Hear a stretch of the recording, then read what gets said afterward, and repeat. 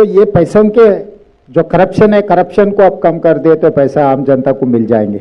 जो लिख करके स्कैम है और बाकी के जैसा भी है, ऐसे पूरा करप्शन अगर कम कर दिए, करप्शन को रोक दिए, तो वो पैसा आम जनता को जो गारंटीज दिया हुआ है वो दे सकता है। क्योंकि तेलंगाना सरकार में हम वही काम किए, जो केसीआर ने लूट लिए तेलंगाना राज्य को, लूटना बंद कर दिए, वो पैसे हम आम जनता को ये जो भी वेलफेयर है, जो भी गारंटीज है, गारंटीज देने में लागू कर दिए। और दूसरी बात रहा, हम लोग दावोस जहां पर जा रहे हैं कि वो इन्वेस्टमेंट समिट है, तो तेलंगाना राज्य ने कम से कम 1 लाख करोड़ रुपए इन्वेस्टमेंट तेलंगाना राज्य में लाने के लिए हम कोशिश कर रहे हैं, आगे देके जाएंगे। अभी 26 तारीख को मैं बोलूंगा कि कितने पैसे लेकर आए। धन्यवाद। नहीं, अभी तो फिलहाल गारंटी रिलीज करने में लग गए, उसके आगे आप पार्टी तय करेंगे कौन कैंपेन करना, कहाँ करना, कैसे करना, कौन सी मुद्दों पे करना है।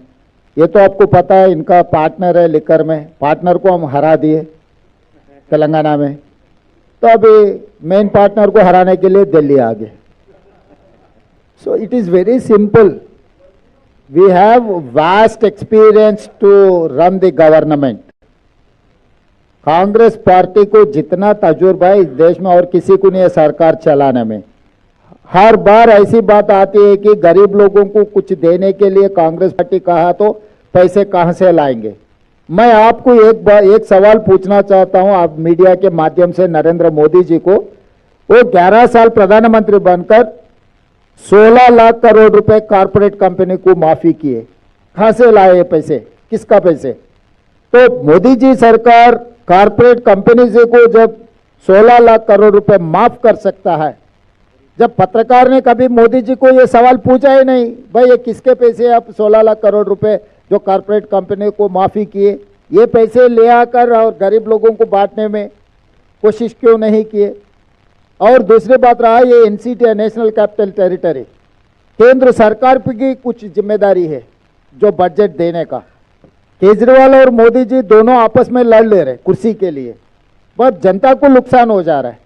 जब केंद्र सरकार को पकड़ना है, जहां पर उनका जिम्मेदारी है, जहां पर उन्हें वजन उठाना है, जरूर उठाना ही पड़ेगा। तो तब हम कांग्रेस पार्टी एक प्रेशर ग्रुप बना देंगे पार्लियामेंट में, क्योंकि 100 लोकसभा एमपी से कांग्रेस पार्टी को लोकसभा में 100 एमपीओ को हम लोग इस्तेमाल करेंगे कि मोदी के खिलाफ, जब दिल्ली सरकार को जो पैसे मिलना है वो पैसे देने के लिए हम मजबूर कर देंगे मोदी जी को। जो राज्य सरकार को जो पैसे मिलना है केंद्र सरकार से, वो हक है, वो हक मांगने के लिए हम राहुल जी के नेतृत्व में हम लोकसभा में लड़ेंगे मोदी के खिलाफ, वहां से भी पैसे लाएंगे।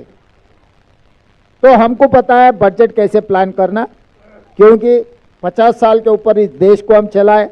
आज दिल्ली में जो भी तरक्की देख रहा है शीला दीक्षित ने की है।